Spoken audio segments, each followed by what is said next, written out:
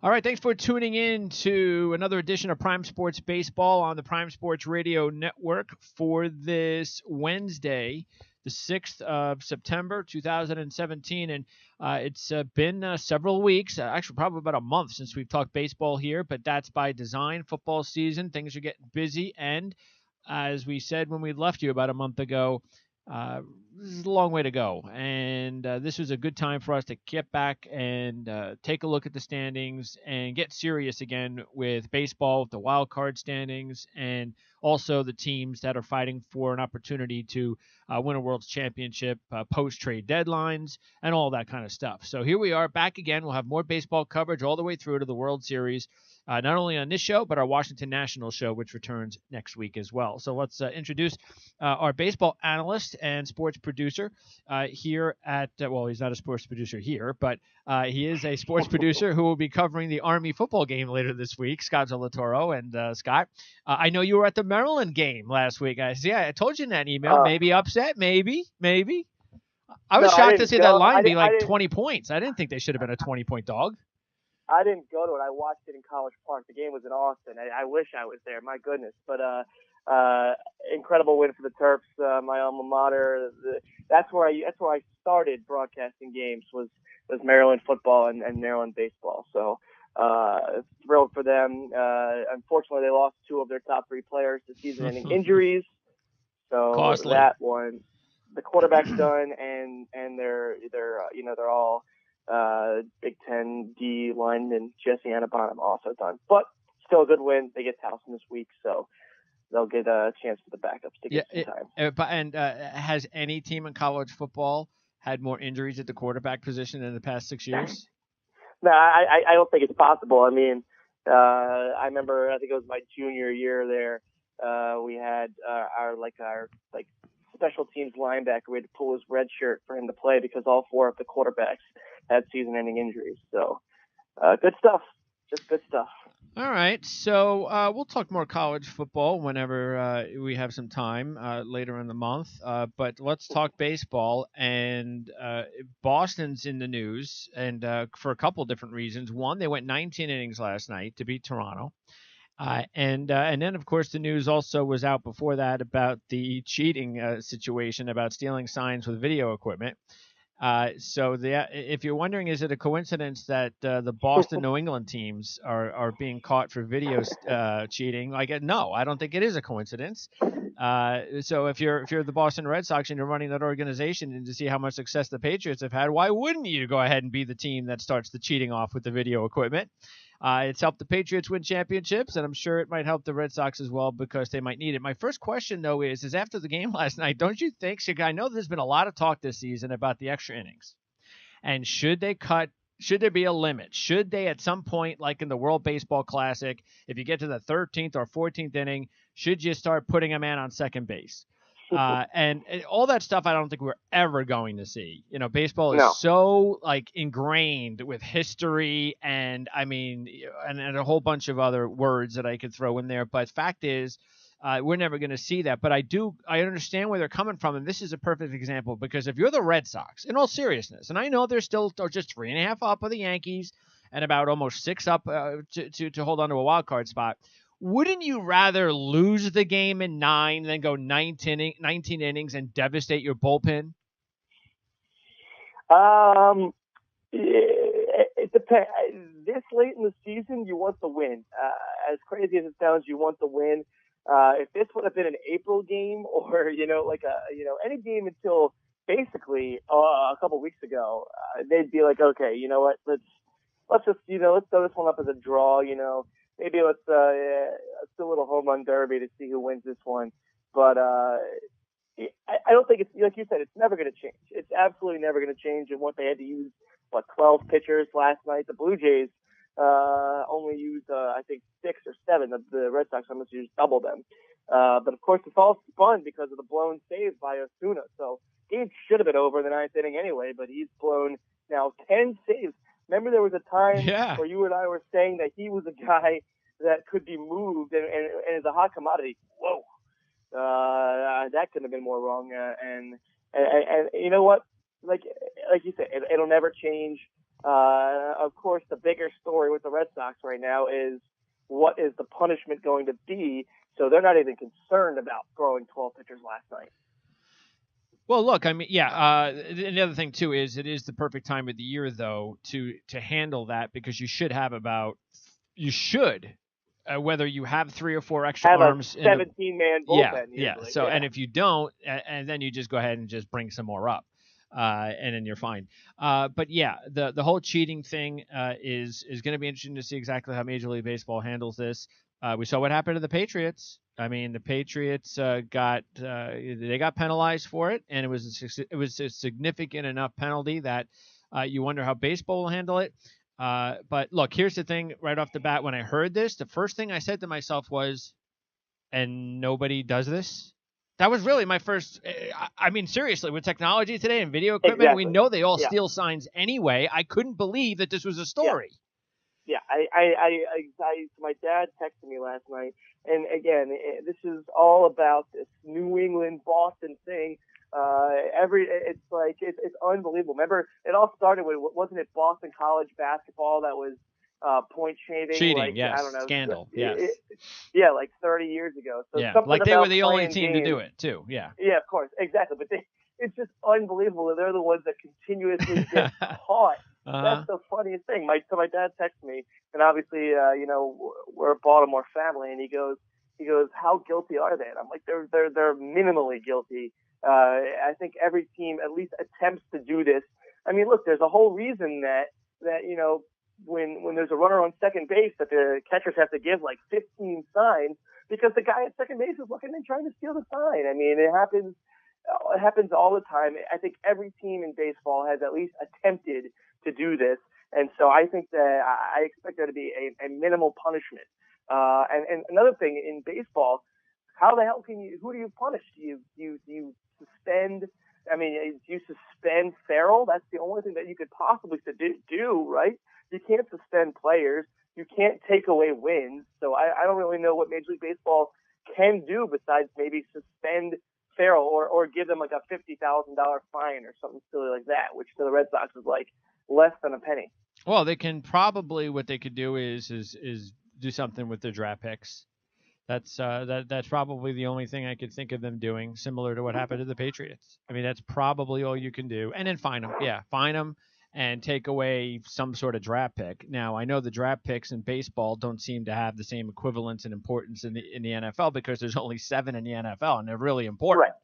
Right. Right. I mean, and they're not going to take away, a top 5 round pick. That would be just ridiculous if they did that. So if the Red Sox lose like their 34th round pick, big deal. Yeah, I don't think. Yeah, so if they're going to lose a pick, it's either going to have to be something early enough, or they'll have to figure out some other way. But look, I mean, I don't really have a lot of confidence in baseball doing anything that, because if you look at what's going on in the NFL right now with Goodell and the whole, everything. I mean, I'm here. I'm kind of also getting a little sick and tired of every time they're talking about Ezekiel Elliott and this whole situation. We're talking more about like Roger Goodell and the NFL and how poorly they're handling this, when this should really be about something completely different. The guy beating his girlfriend. That's what it should be about. Yeah, that should be absolutely number one. Ezekiel Elliott's ridiculousness. As a matter of fact, I was watching First Take the other day, and what's his name? Not Smith, but the other guy, former boxing guy. He said that he now believes he respects him more now because Ezekiel Elliott told the truth about doing drugs in college. So according to Kellerman, because Elliott said that he said the truth, that he did cocaine and marijuana in college, that he now thinks that Ezekiel Elliott has a little bit more of a leg to stand on than Roger Goodell, because he actually told the truth about himself doing drugs. Now, is that kind of a warped sense of sides to take in that sort of thing? So in baseball, though, we haven't seen that. Even what just happened with Detroit and the Yankees a couple of weeks ago. Come on, a couple of games here, a couple of games there. All right, they give Miggy whatever 9, even though it was obvious Sanchez should have gotten a lot more for his dirty cheap shots. I don't think baseball. You can't compare baseball to the NFL the way they punish, and the NFL is the one that gets accused all the time of not being hard enough. Yeah, Look, the NFL still gets a bad rep just because of the Ray Rice thing. This whole domestic violence thing was all about the Ray Rice thing. And trust me, I'm in Baltimore. I'm the epicenter of, I had to hear about that. We're still hearing about that. And the fact that it was just handled so poorly, going from, there's going to be a 1-game suspension to, all of a sudden he's out for the season, and now he's not going to, he's basically blacklisted from the NFL. It's the same thing with Ezekiel Elliott. They don't know how to. These guys, you know what? If you really want to make them stop, kick them out of the league. Suspend them for a whole season or kick them out of the league. If they have a criminal action, if it's all right. Look, I'm not talking about getting caught smoking marijuana or something like that. Sure. If you get like a DUI where you put somebody's life at risk, or you beat somebody and put somebody's life at risk, kick them out for a season. That's the only way you're going to stop these guys from doing things like that. Yeah, and that's when you have to sit down and negotiate at the next labor meetings and so forth and so on, all the stuff that we'd love to talk about, which we won't on this show because it's boring and it's bad for sports fans when labor issues get in the way of sports. All right, so anyway, as far as the Eastern Division, it's still a tight race. Boston 3.5 up over the Yankees.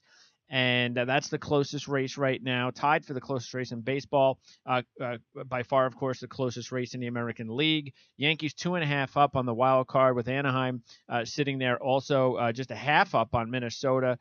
Nothing has changed really with the wild card craziness when we left off a few weeks ago. No, there are still crazy, still 6 teams behind the top 2, so 8 teams battling it out for those final 2 spots. Well, I'll tell you one thing. The Orioles seem to be primed to find a way to get that second spot. The question is does Minnesota and the Angels, who both have pretty weak schedules, except for they both have to play the Indians once, and the Twins play the Indians, and the Angels have to play Houston. Other than that, they're in divisions that are weak. So they both have, pretty weak down the stretch. So for the Orioles, and last night was another one of those grinding games. It's crazy that the Orioles game actually ended before that Red Sox game last night. The Orioles game was delayed 2 hours and 15 minutes, so it didn't even start till close to 10 o'clock. Of course, I'm an idiot and stayed up and watched that thing. But hey, and then with the Machado's third walk-off in 3 weeks' time, mind you, 3 weeks' time, he has 3 walk-off home runs, and another multi-home run game for him. But I think the Orioles right now, to me, are that second wildcard team, and that's completely unbiased. I think that they are just figuring a way out to win. I think the Angels right now are just, playing their cards out really strongly, and I don't think it's going to continue. I think Minnesota, especially, is way overshooting their load. Well, by the way, as far as the timing situation of the games, it's another thing that they're going to have to work on. I know that they said that they were going to try to make sure that they did this and that, and then we're going to speed this up and speed that up, and yet the games are going longer. Especially, if you've ever noticed, it always seems to be like Boston or New York. No matter what game they play, especially if they play each other. If they play each other, it's like a 4-hour game minimum. Yeah. And then when they're playing other teams, you're almost getting. When they're playing opposite teams, it's 3.5 to 4 hours. When they play each other, it's like 4.5 hours. So everybody in baseball knows that there is nothing worse than a New York Yankees September game, because when Joe Girardi has 600 pitchers to work with, he's going to throw 596 of them in a game. I mean, this guy will go lefty righty, lefty righty, lefty righty, and there's no rule there. You can't make a rule that prevents him from doing that. But what could the rule be? Oh, yeah, a maximum of 8 pitchers in a game. Then what happens when you have these 19-inning games? But there's nothing that they can do about that either. I mean, batters are going to take their sweet old time in between pitches. They're going to fix their batting gloves. They're going to do this. The pitcher is going to go, walk around the mound and put some rosin on his hands. The catcher is going to call signs out to the players. What can you really do unless you're going to strictly enforce a batter cannot leave the batter's box and the pitcher has to go directly back to the mound or what? What do? You give them an automatic ball or a strike? You can't do that. Well, those are the only things that you can think of, though. You can't think of the gimmicky stuff. That's it. You're going to have to do something where I know that they're talking about, and this is the one that apparently, from what I'm hearing, does seem like it's going to happen, where they're going to start limiting the amount of time between pitches. Now, that kind of stuff, okay. Never going to happen. Well, it's never going to happen. No, but they're from what I hear, they're going to try it. And you know what? They are trying it. They're trying it in short season single A, and in the fall leagues, they're putting this pitch clock up where it's like 20 seconds between pitches. Major league pitchers will not go for that. That would just be such an advantage to the hitter. What happens if you have to shake off a guy a couple times, and what if you don't? What if you need to go touch that rod in the bag? What if you still have a bad grip? Are they going to automatically give you a ball? It's just not going to happen. Yeah, I mean, look, it's a tough situation. What they have to do is when they're in a room and they're talking about this, the players and the owners, there has to be some sort of common sense that says, look, the reason why we have to come to some sort of an agreement on some of these rules is because if they stop watching, then we as owners will start making less money, which means you will make less money. So we're warning you now that if you don't work with us on this, don't start crying to the media, which we know you will, that this is our fault and we're being cheap. So that's how they have to fix it. And I don't know what the answers are, but it's frustrating, especially at this time of year, not just because of all the extra players, but also keep in mind is what we just opened with. It's football season.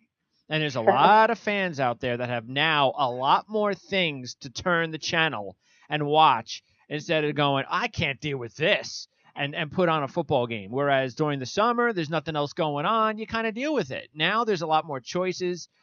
So it is what it is. But, once we get through this next month, then we get into the postseason, and I kind of think most people are okay with some of the longer games because they understand. Once your team makes the postseason, nothing else in the world matters. Exactly. Yeah.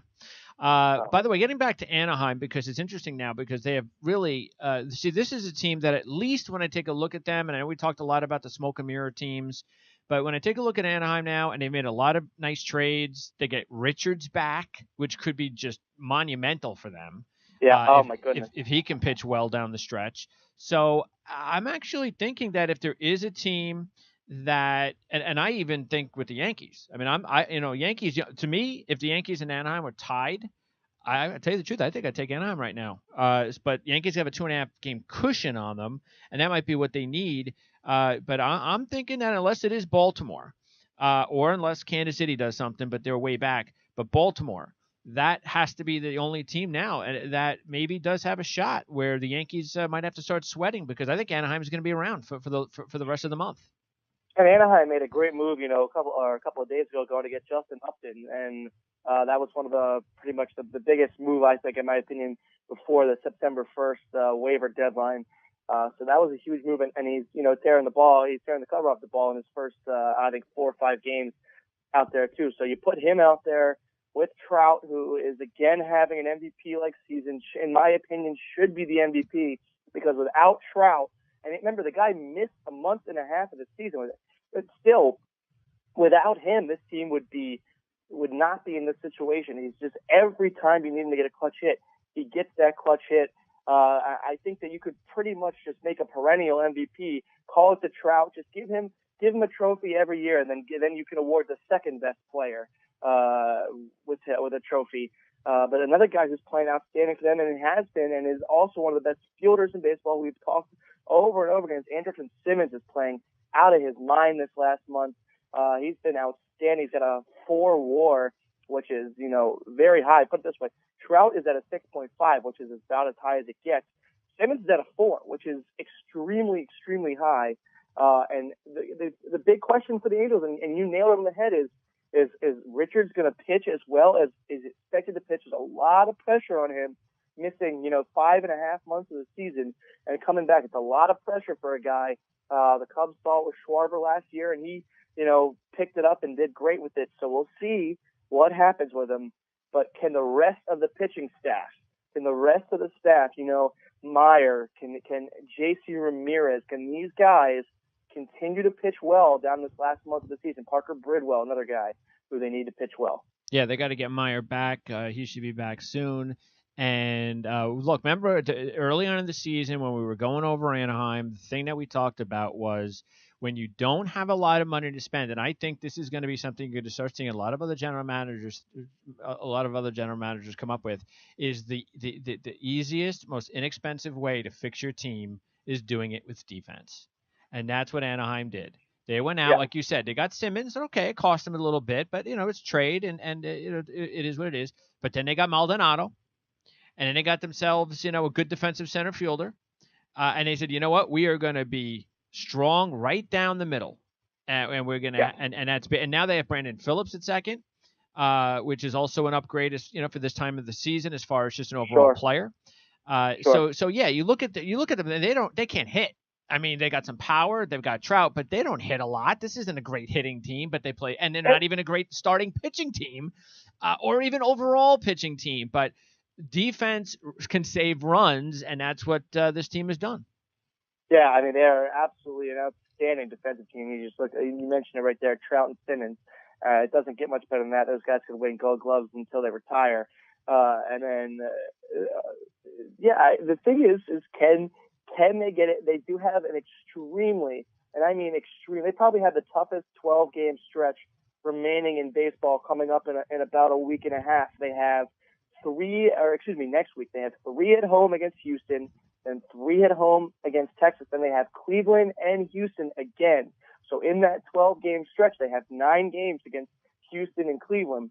And another thing that, definitely can't overlook was the big move, Houston going to get Verlander too on that September 1st deadline. So a huge move there, and just a lot of potential for Houston to start picking it up now. I mean, it's all about can Keuchel, can he return back to his form? And I just don't see the Angels keeping it up though. I can't see it, especially with that 12-game stretch with Houston, Cleveland, and Houston again. Yeah, that's a very tough way to end their season, especially because you also have to play teams that at this point in time are still hanging in there, like Seattle. I mean, and Texas. I mean, these teams are 2 and 3 games out of the wild card, so they're actually they're shockingly. Yeah, and that's pretty bad. But it's not like they're playing the A's and the Padres and the Giants and so forth, because they're done with the A's. They do get the White Sox. They do get 4 games against the White Sox right before the end of the season. That'll help. So that'll help. That'll certainly help. Yeah, so that'll be something that they can take advantage of. But yeah, right now, look, like I said, if I was making a prediction and it was just even Yankees and the Angels, I would go with the Angels. I just like the way things are going there, and I'm still not sure about what's going on with the Yankees. I mean, I guess we could talk about Mike Judge. There's a couple of things that we talked about I don't know, well, really this season, early on this season. Mike, you just said Mike Judge, who is the creator of King of the Hill, right? Yeah, I think so. Maybe he is. So, and a funny guy. Anyway, so 2 things we talked about. One was earlier in the season about Machado, and he gets off to a slow start, and he's going to want $300 million. And should you pay Machado? He's going to get it. And we talked an awful lot about, yes, you're going to pay the guy. Yes, he's awesome. It's a long season. Chill out. And sure enough, what happens, as you just said, he's putting together right now. If you had like an MVP of the last month, it would be Machado because of what he's doing. He was the American League Player of the Month in August. Oh, there you go. See, the dude he hit 3 grand slams in like 11 games. 3 grand slams in 11 games. He now has 3 walk-off home runs in his last 20 games. He's hitting like 390 since the All-Star break. And here's the fun fact on Machado that most people didn't even realize, and I didn't even realize until right around the All-Star break. Machado had the most balls hit over 100 miles per hour off the bat that were out in the first half of the season. I think he had like something like 18 of them.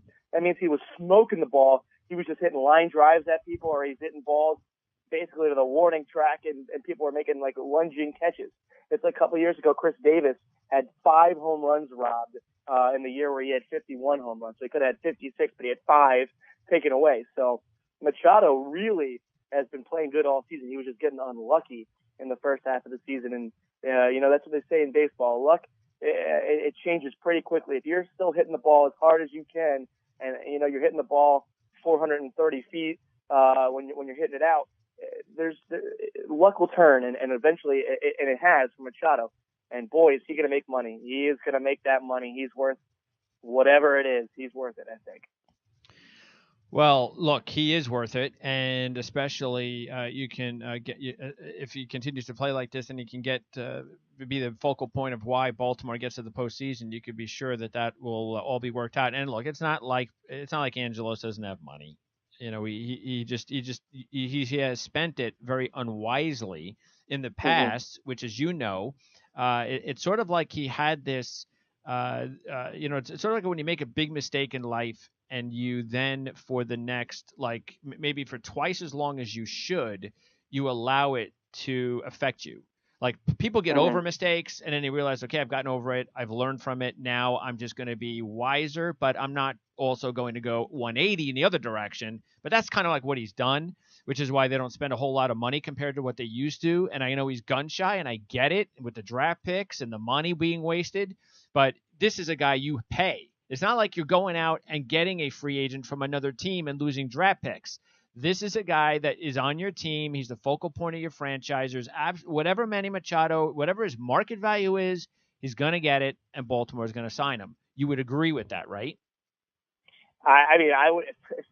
If I had the $1 billion to own the team, I would agree with it. But unfortunately, this is so every year. I went to the game on Monday on Labor Day where they lost to the Yankees.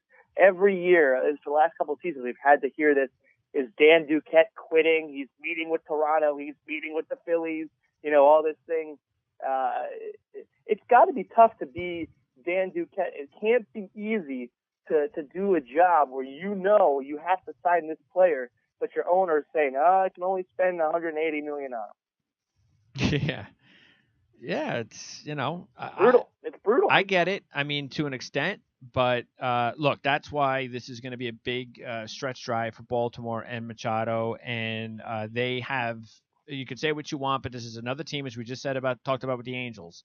This is a team, if you look at them and you wonder why that they're always a long shot at the beginning of the season to win the division and why nobody ever respects them, it's because on paper, it doesn't look like they're that good. But the reason, as we said countless times this season, just like we talked about with the Angels, of why Baltimore wins, is because they play fantastic defense. And how much more proof do you need when you got teams? See, that's why it wouldn't be. That's why, if Baltimore and Anaheim are the two teams sitting there in the wild card, and the Yankees are on the outs. Come on. I mean, let's wake up, people. GMs out there, that's the way you build your teams. If you want to save a little bit of money. Yeah, well, the Orioles have one more chance tonight to, close that gap a little more. One more game against the Yankees tonight, then they do play one more time down the stretch. I mentioned how easy the schedule was for the Indians for the Twins who just have the Indians left, and that's basically it. The schedule for the Orioles, it doesn't look that great when you have to, consider that they're still going to go against the Yankees 4 more times in New York. They got Cleveland, 3 games coming up starting this weekend in Cleveland, and then you've got 3 against Boston. Luckily, though, for the Orioles, they end with 9 games, and 7 of those 9 games are against Tampa Bay, and the other 2 are against Pittsburgh. Yeah. So down the very stretch looks good, but the next 12 games next 13 games, including tonight for the Orioles, are the Yankees, Cleveland, the Yankees, Boston, and then, of course, Toronto. You know what's frustrating, and I'm assuming, of course, it is very frustrating if you're an Oriole fan. It just seems to me that when you watch Baltimore play, whenever, like the other day when Bundy had that great game, whenever the Orioles starting, you mean the one hitter that was a bunt hit? Yeah, that was a good one. Every time Baltimore's starting pitchers like pitch well, I don't know if you always, again, if you notice this, but they don't hit. And then every time they get, and then all the other games are these like high scoring games. The pitching staff could do anything, but every time their starting pitchers actually give them something, they're in these 1-0, 2-1 games. Well, nothing says it more than you had probably, I'm trying to think of how many games ago it was, but I know they had that 13-inning game against the Blue Jays where they won 1-0, where Gausman threw 7 innings with 8 strikeouts and 5 hits and was lights out, didn't allow a run, but the team went had 2 hits in the first 7 innings, something like that. Well, look, we talked about if Baltimore was going to get back into the race, they had to get 2 of their pitchers back, and they got 1, and that's Gausman. And they would not be in this position without Gausman. So no, not even close. Yeah. He's been close to a Cy Young in the last month and a half. He's been absolutely outstanding, and I think at this very point in time, if the Orioles could align, and again, it's the toughest part about being in a wild card race is you can't prepare for that wild card game, especially with how many teams. Look, we're looking at. There's still a possibility that come the last 2 games of the season, there are going to be 3-4 teams vying for that second wild card spot. Why not? So you can't align. This happened with the Orioles in the first ever wild card game a couple of years ago, when they had to play, or about 5-6 years ago, 7 years ago. I don't even know how long. They had Joe Saunders had to pitch against Yu Darvish, and that's just because they couldn't, and they won that game. But they couldn't have Chris Tillman, who was their ace on the squad. They couldn't align it for him to pitch in the wild card. If the Orioles had a chance to align it, they would want Gausman to be the guy. But they just, if they're in this race and it's going to be, they can't do that. We also talked about the Orioles deadline deals, which were a little bit at the time. Okay, I'm not sure what they're doing. One of them has worked. One of them has worked. One of them hasn't. And the one that has worked is the one we would have figured wouldn't have worked. And the one that hasn't worked is the one that we thought maybe would have. And Hellickson's done really pretty much nothing. He's another Baltimore. But it's like Jackson with the Nats. It's like, for some reason, and I don't know, it must be an American League, National League thing, because you get these pitchers, like Jackson and Hellickson, and you throw them into the National League, and then, okay, they can get their ERA. It's somewhere sometimes under 4 in the mid-3s and have some decent games every once in a while. Get them in the American League, and it's like they have one good game out of 6, and they're getting demolished usually the other 4 or 5 games. But, yes, Beckham. Remember that one? What are they doing? What is this about? Well, that was like I said at the time. That was really more, what the hell is Tampa Bay doing, giving up him? And Tampa Bay was in the wild card race. They were above the Orioles in the wild card race at that time, and now they have struggled. And they're actually a game and a half further. They're still technically in the race, but they're a game and a half further. Nobody's expecting them to make the wild card. But they've lost Tim Beckham, and he has just been outstanding for the Orioles, who needed a leadoff hitter. Because they had Adam Jones hitting leadoff, and Tim Beckham was the player of the week. His first week with the Orioles, he has a couple of leadoff home runs, and the Orioles already gave away a Tim Beckham T-shirt on Monday. Well, that's showing something. That is that again, those types of deals sometimes you don't really think that they're going to amount to much, but it does. It's like we always say. Also, when you get into the postseason, it's not sometimes going to be the superstars that are the big players and come up with the big home runs or big hits. It's going to be the bench guys, the role guys, the bullpen guys. With the Yankees, this is another thing we talked about, which was what will happen to the home run hitting contest if Aaron Judge doesn't play well in the second half.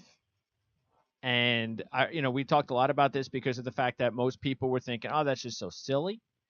And of course he should play, and that's just nothing. That's just superstitious, whatever. Well, a lot of people that I've at least heard, and maybe because of the fact, maybe they were the ones who were spouting the superstitious nonsense, aren't even mentioning it.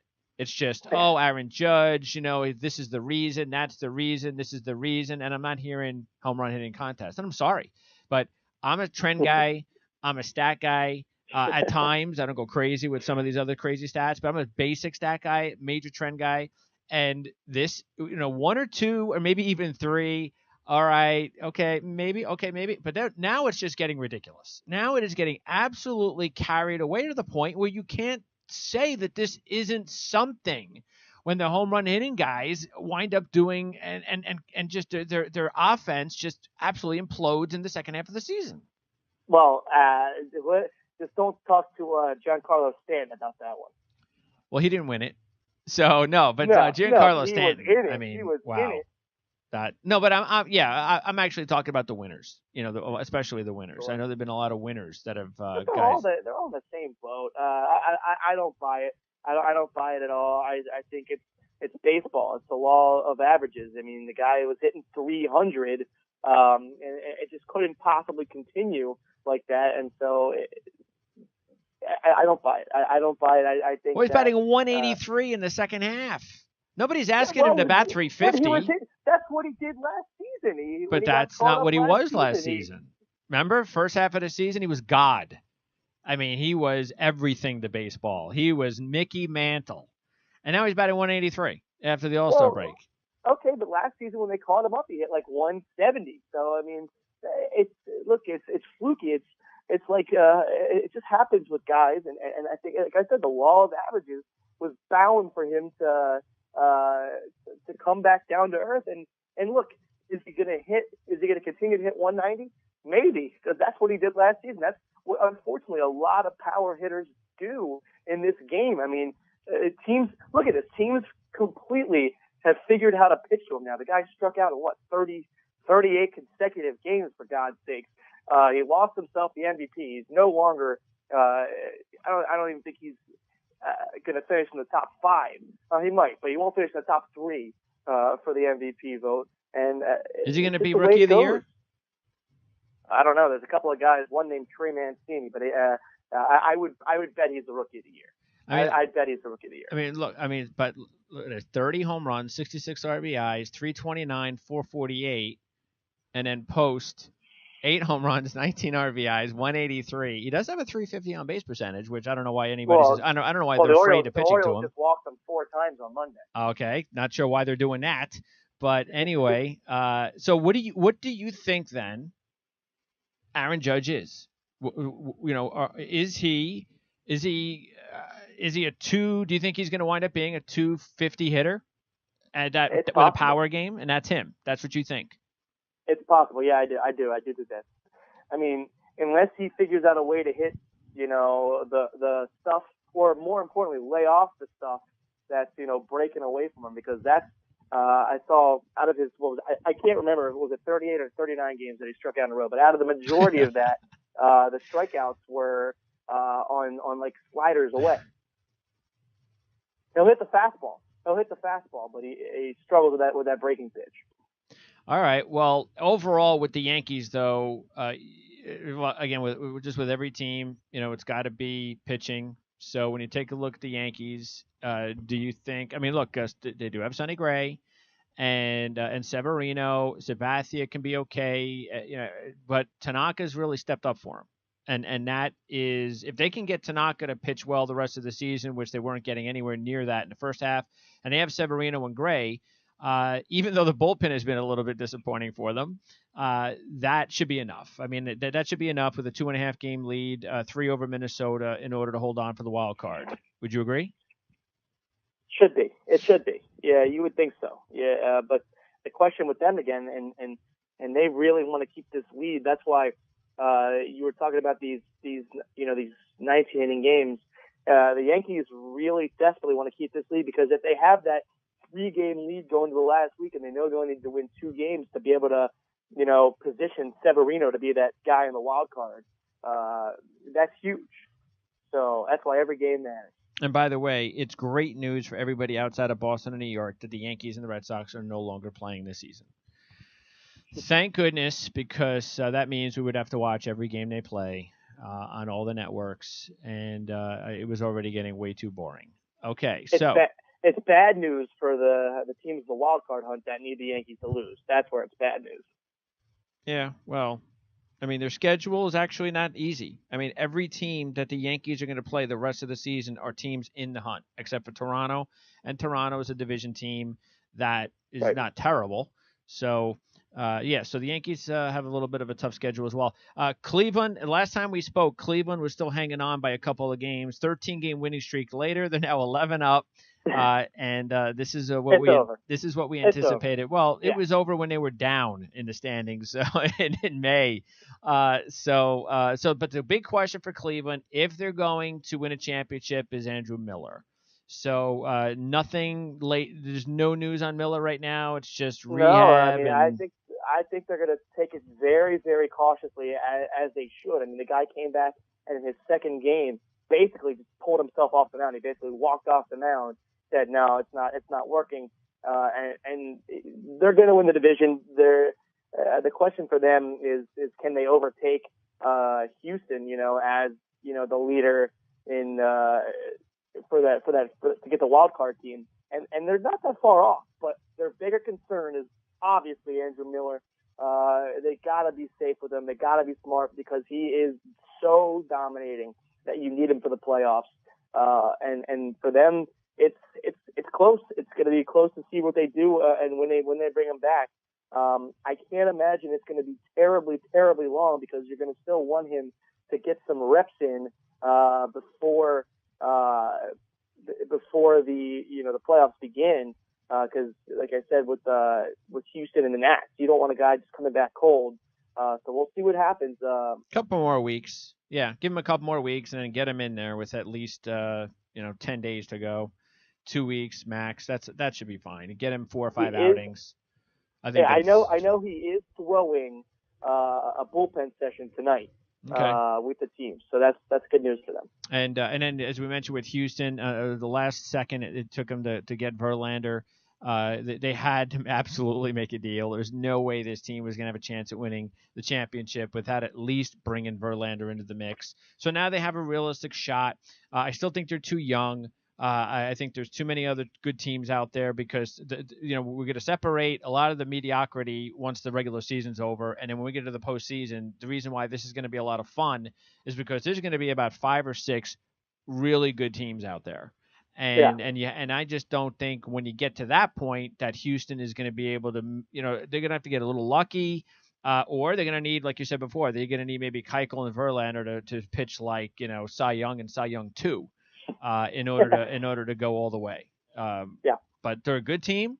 And the major thing for them is win a series at least, get to the ALCS against Cleveland if that's your opponent. And if you lose, it's not a bad thing. You get some experience and you're going to be in it for the long haul. In the National League, speaking of teams that are trying to make sure that their players are resting, and after criticizing the Nats last year beyond belief, the way they handled some of their players, they have done it the right way. You could say, well, this guy's got this or this guy's got that. How serious are some of these injuries? And that includes even, when Bryce Harper comes back, because I don't believe any of this media stuff about will he come back. Yes, he's coming back as long as he doesn't have any, as long as something doesn't happen and he re-aggravates it, he's going to come back. This team is doing it the smart way now. And the 6-man rotation, which, by the way, in the regular season, beginning April, I completely think is ridiculous. At this point, when you're trying to rest guys like Strasburger and Scherzer, I love the idea. Yeah, I mean, the Cubs are also, and they're right in the race, too, and they're beginning to work with the 6-man rotation. And look what happened with them. They have Arrieta get hurt. How serious is that? It should be maybe 1-2 starts at max. Nothing. Okay. So it's not that serious, thankfully, for the Cubs because he had been pitching much better. They need him if they're going to be, a threat to the World Series. But you're absolutely right with this Bryce Harper thing. He's going to be back. He's already throwing. He's starting to, I know he's going to start to run again. He'll be back. The bigger thing for them is Scherzer. In my opinion, the more concerning thing, because this isn't the first time this season that they had to pull him from a start. Remember, there was the game where he hit the home run, and then was apparently, I don't know, running around the bases, or he exerted himself too hard in the swing, and he had to pull himself out in the second inning. So these little things that are bugging him, it's late in the season, these little things that bug guys, that's the stuff that starts to build up and can aggravate him more, and especially with the playoffs right around the corner. He's the guy that they got to be concerned, making sure he stays healthy. And you got Trey Turner back too. So and things Worth. are starting to look. Yeah, they're getting everybody back. So Worth, look, he didn't get hit in a line drive the other day in his neck, which is all that matters to me because the neck injury was the first 2 injuries, and so it was a leg. It was his leg. No, well, his leg now. So his leg leg, now, right. So that's why I was saying, if he would have get hit in the same area where his first injury appeared, then I would have been like, same spot. Even though I understand what you're saying, nicks and bruises, different spots. Is that something like, is there something going on there that it's just not his season? But he's another bulldog, another guy that it's going to take an awful lot more than nicks and bruises to now No. his effectiveness. That's a different story because that's the reason why I wanted him rested, because I want him to be pitching in the postseason the way he has pitched in the middle of the summer. Which is the best pitcher in baseball. And he needs to take that to the postseason and not be a guy that is losing Game 5 at home to Rich Hill. I'm sorry, but you don't get outpitched by Rich Hill, even if you give up 2 or 3 runs. You didn't have a bad game, but you just don't get outpitched by Rich Hill in that spot. And you're not going to if you're pitching like you did in the summertime. That's why you rest these guys. So as far as the Cubs, they're still not clean away like Cleveland. The last 3 losses have made things crunched up again with St. Louis now just a half back of Milwaukee. But I think we pretty much know that still the Cubs are going to win this thing. So the question is going to be what happens to that wild card. And we both knew all along that Arizona was going to run away from Colorado. They had way too much pitching over the Rockies, 162 games. That's where the pitching comes in. And it's amazing that they've won 12 straight. But also, of course, I'm cracking up every day that I see the Dodgers losing again, because as we mentioned more than enough times on this show, they're not that great as much as their record indicates. I think we're seeing that here, and they're just coming back down to life. That's it. I mean, there's no major injuries. They're a pretty healthy team. It's this is different than coming back down to life. I mean, 1-9 in the last 10 after having that 42-8 stretch in that 50 games. It's pretty incredible if you look at just it's totally different than the Judge thing too. I almost called him Mike Judge because you put that in my head. But yeah, I blame you on that one. But the bigger story in the National League West is Colorado is just imploding, and Milwaukee has been so pesky all season that it looks like Milwaukee has a really good chance at or even St. Louis. Yeah. Or even one of those 2 teams could come back. And could you imagine if Colorado didn't make the playoffs after the way that they had played all season until about mid-August? It would be a huge, huge disappointment to that franchise. What's really helped Milwaukee is that Zach Davies is now pitching like the ace of the staff, which he wasn't doing. Oriole. Which he wasn't doing earlier this season. And yeah, he's having a Gauldman like second half. Yeah, there's no question about that. So that's 2 guys. And look at. I mean, you look at the 2 teams, Milwaukee and the Orioles, very similar in the way their pitching staff has been working, and so huge for him to get that back. And another big story for the Brewers is that Eric Thames has just been a massive bust in the second half of the season. Holy cow! In the last. I think it was his last 20 games or something. He's hitting like 145 with like 2 homers. Speaking about coming back down to life, that's why they play 162, boys, because the games in August and September they count the same as they do in April and May, and it's a long season in baseball. That's why you don't get carried away with what goes on, even until right about till now. That's why we said just at the open. Now you really start paying attention, because this is when things really do matter, because it's a long season and there's a lot of dead time, and there's a lot of time that you just are kind of biding your time, waiting and knowing that teams are going to eventually start to look more and more like the teams that they really are. And that's what we're getting to right now. And so Arizona, we know they're going to go to the postseason. We'll find out. And by the way, I don't think St. Louis, even though they're only half game back of Milwaukee, I think Milwaukee's in a much better situation because St. Louis is dealing with some injuries right now. And now with Rosenthal out, I mean, they got to count on O. I mean, come on. I mean, that's they got nothing else, right? They got to count on him now the rest of the way. Yeah, I don't know if it's the rest of the way, but that's certainly something that's very scary for them. I'll tell you, somebody who's been playing outstanding for them the last couple of games, Jose Martinez, a guy who we had talked about as a possible trade that they might possibly trade down the stretch towards that deadline. He has been, really good. Hit 2 more home runs last night. And one of their star prospects, Weaver, has pitched really well for them. And that's what they needed. Of course, they got rid of Mike Leake. And so, and they also dealing with injuries to Carpenter and Fowler. So, but anyway, we are going to try to hook this up again every week all the way through to the postseason. And once we get to the postseason, we're going to do this pretty much every day, every other day. We're going to really stay tuned and let you know what's going on during the postseason all the way through to the World Series. And hopefully hopefully it'll be Washington and Baltimore in the World Series, which we know it won't. But we could dream. And other than that, again, look forward to talking baseball now again the rest of the way, Scott. So it should be a lot of fun. It's going to be a lot of fun. This is as good as it gets. You got this incredible wild card race that's setting up potential for one of the best last weeks of baseball in the American League. And again, none of these teams are great. It's just going to be fun to see how these mediocre teams fight against each other down the stretch. But none of them are great. But it's going to be fun the last week. I'll be interested to see if Cleveland can overtake Houston. That's a big thing to keep an eye on, because, like I said, these wild card teams are extremely mediocre. So getting that one seed in the American League is huge this year. It's huge. It's way bigger than the National League, because in the National League you could end up still having to play Arizona, who's just as good as anybody else in the National League. And look what JD Martinez did the other night. Probably still the best trade anybody's made all season was them getting Martinez. It has just been lights out for them. Yeah. So, they still have Fernando Rodney closing games though.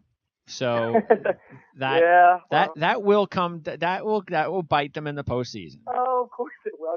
It could bite them in the wild card. All right. So I know you got to run, Scott. I'll close the show off. We'll set this up again as much as we can every week. I know your schedule is just ramped up, and I'm sure it's not going to get any easier with basketball and hockey. It slows down. It looks like Wednesdays are good for me, except for Rosh Hashanah coming up. But other than that, it's looking pretty good. All right. Well, maybe that's we'll figure something out. So Scott, appreciate it. Enjoy the Army game, and we'll talk to you again maybe next week.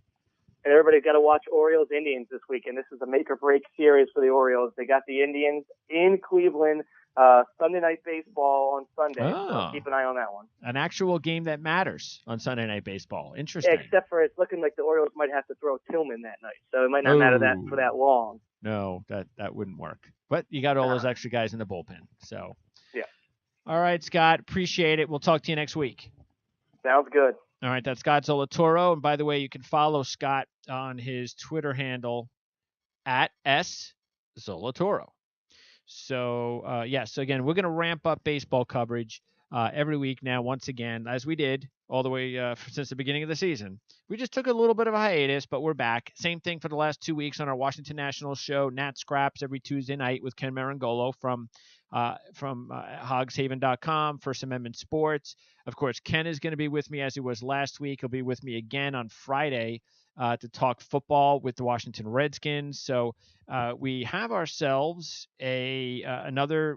The beginning of the week has been a little bit slow on purpose because I've got a lot of content that we're going to be posting on the Ourlads Football Network, and that's college football. I'm going to try to get the college football stuff up today, and then I'll have some NFL stuff up the next couple of days. But as far as our broadcast schedule, it really ramps up starting tomorrow. We're going to have NASCAR Playoff Preview Edition tomorrow,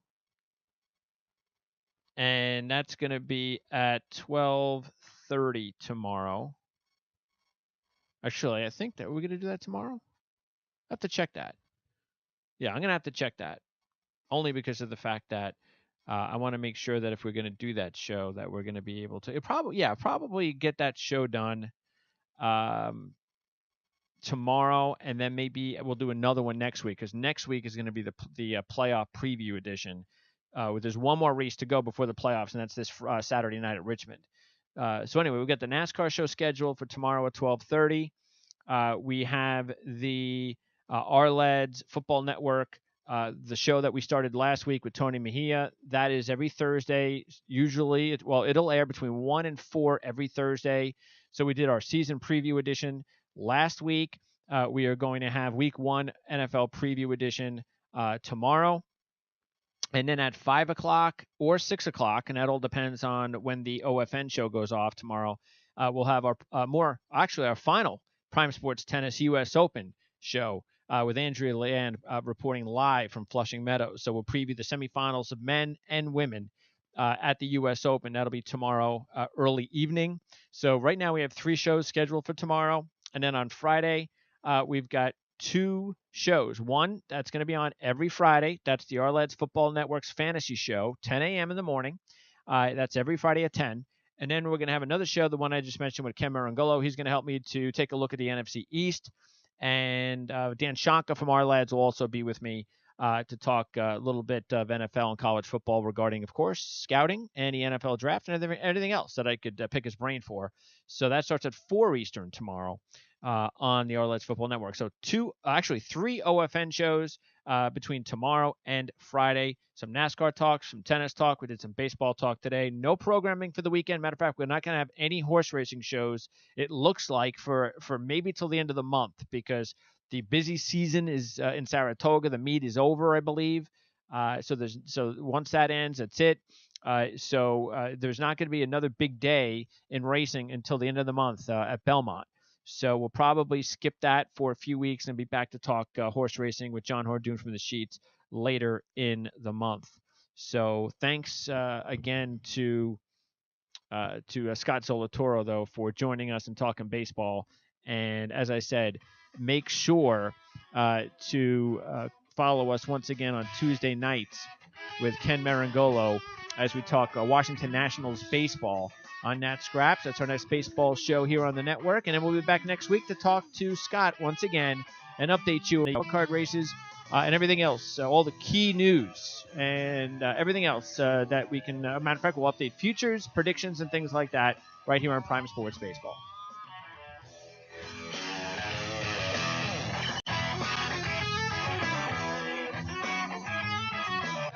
Tuning in to this PrimeSportsNetwork.com production. Additional PSN programs are available on demand and conveniently located on our website, as well as our official YouTube and iTunes pages under Prime Sports Network. You can also check us out on Twitter at PrimeSN. And once again, thanks for listening to the very best sports talk coverage on the web.